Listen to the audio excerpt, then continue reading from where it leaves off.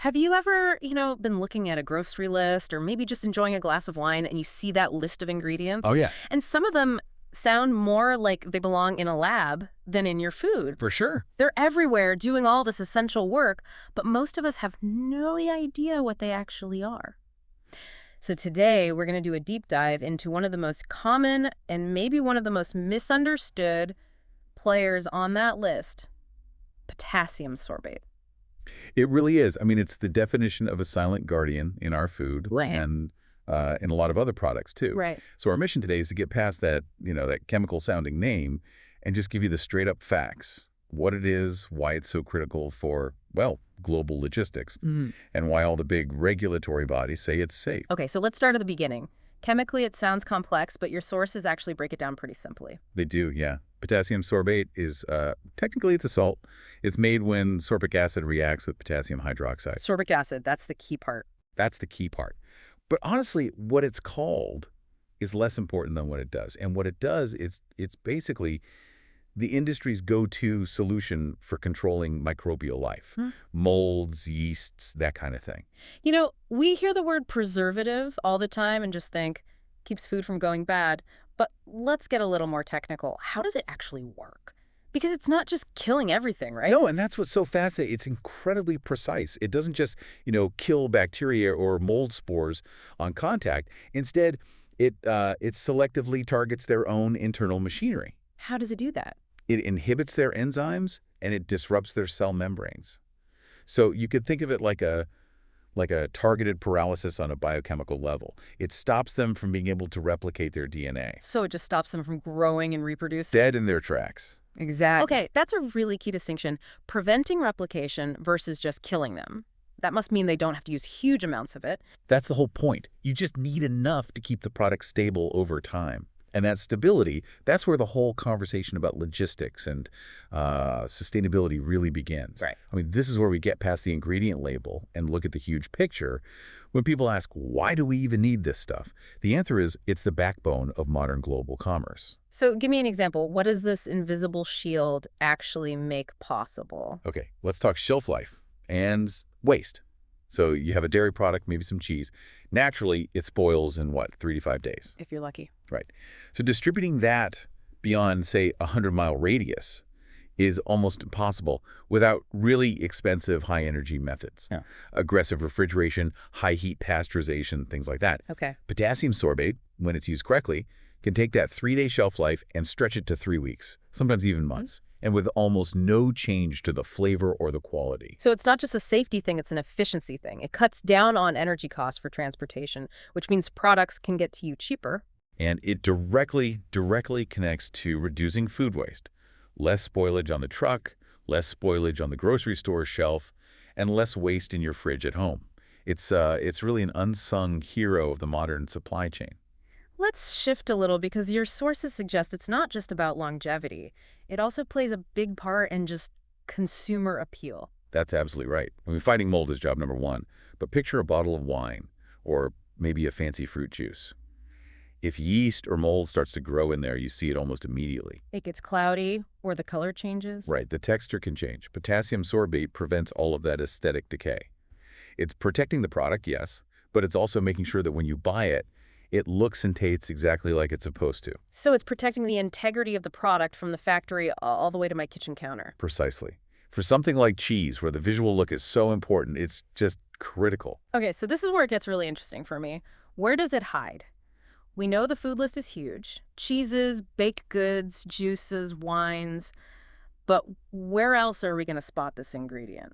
Oh, it's truly ubiquitous. I mean, look in your medicine cabinet. Oh. You'll find it in a lot of liquid dietary supplements for the exact same reason. To stop microbes from growing, that would make the supplement useless or even harmful. And what about personal care? Lotions, shampoos? Absolutely. Think about an expensive face cream. You might buy it and use it over, 6 months? Yeah, maybe longer. That cream is full of water and natural ingredients. It would be a perfect breeding ground for bacteria and mold over time. So in personal care, its job is 100% safety and longevity. It keeps the product stable and hygienic. That makes so much sense. Okay, so now let's hit the big one. The question that really fuels all the concern, is it safe? We know the regulators say yes, but why is the public so skeptical of additives like this? That's a crucial question. The science is overwhelming. I mean, the FDA, the European Food Safety Authority, they all affirm its safety. The skepticism, I think, often comes from association. What do you hear? Well, potassium sorbate is an additive. And for many people, that word is linked to highly processed, maybe nutrient-poor foods. So they're questioning the food it's in, not necessarily the compound itself. So the additive gets painted with the same brush as the junk food it might be in. Exactly. But if you look at the actual data that these regulators use, they have a framework. It's based on decades of toxicology studies, and it establishes something called an acceptable daily intake, or ADI. ADI, okay, what is that? For potassium sorbate, the ADI is 25 milligrams per kilogram of body weight per day. And that's the amount you could eat every single day for your entire life with no appreciable health risk. 25 milligrams per kilogram. That sounds so technical. Can you put that in perspective for us? Like, how much food is that? It really shows you the huge safety margin they build in. For an average, say, 70-kilogram adult, the limit is 1,750 milligrams a day. Okay. Given that most products have a concentration way, way under 0.1%, you would have to eat literally massive, just unrealistic amounts of preserved food every day to even get close to that limit. So we're talking multiple tubs of cheese, bottles of juice, loaves of bread. Every single day. The risk in a typical varied diet is, it's virtually non-existent. That's a powerful way to look at it. It's not about, is it dangerous? It's about the volume needed for it to be dangerous, being absurdly high. Exactly. And, we should touch on the allergy thing. While it's generally very safe, the sources do note that in some rare cases, people with very sensitive skin might get a minor irritation from lotions that contain it. And what's the advice for those people? It's the standard advice. If you have a history of skin allergies, just do a little patch test with a new product first. For dietary consumption, serious reactions are exceedingly rare, but of course, if you have specific concerns, talk to a doctor. Okay, let's switch gears to the industrial side. You said this isn't just sprinkled on. Given those tight safety margins and the ADI levels, precision has to be everything. It is a totally rigorous process. It's governed by really strict standards. So potassium sorbate usually arrives as a powder or in granules, and before it's added to anything, it has to be completely dissolved into a solution. Why do they have to dissolve it first? Why not just add the powder? Because if it's not perfectly, and I mean perfectly homogeneous, evenly distributed, you get what are called preservation failures. Ah. One part of the product might be over-preserved, and another spot could be vulnerable to mold. So that careful dissolving and mixing process guarantees that every single drop gets the exact tiny concentration it needs. It's a balance then, just enough to work, but not a molecule more than necessary. And that is constantly being checked by quality control. They treat it like high-stakes chemistry because, well, it is. Now for my favorite part where the science meets history. This compound sounds so modern, but its roots are actually much, much older. They really are. That core component we mentioned, sorbic acid, it was first discovered in a totally natural context. Which was? It was originally isolated from the berries in the mountain ash tree, the European rowan tree specifically. That's a fantastic detail. It really grounds this chemical-sounding thing back in nature. And the other historical twist, I always assumed this was some kind of, post-World War II innovation. Not even close. Potassium sorbate is a true veteran of food science. Its discovery goes all the way back to the 1850s. The 1850s, that's before home refrigerators were even a thing. Exactly. It just shows you that the need for good food preservation isn't a modern problem. It's been a critical challenge for centuries. And that long track record, over 170 years, is a big reason why its safety profile is so well established today.